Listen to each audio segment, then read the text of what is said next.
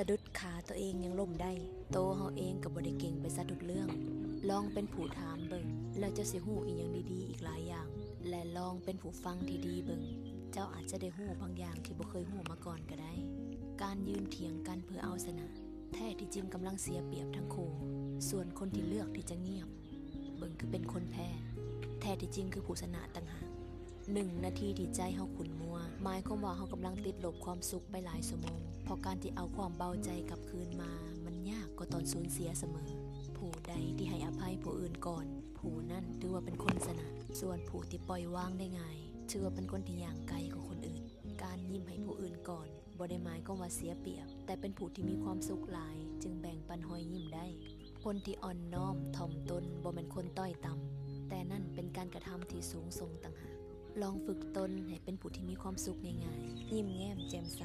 บ่ถือสาหาความผู้ใดเว้าใส่ก็อย่าไปให้ค่าปล่อยให้เขาจมไปกับความทุกข์ภายในที่กัดกินใจเขาส่วนตัวเฮามีหน้าที่ไปเฮ็ดชีวิตตัวเองให้ดีให้มีความสุขในแบบที่ตัวเองอยากจะเป็นก็พอแล้ว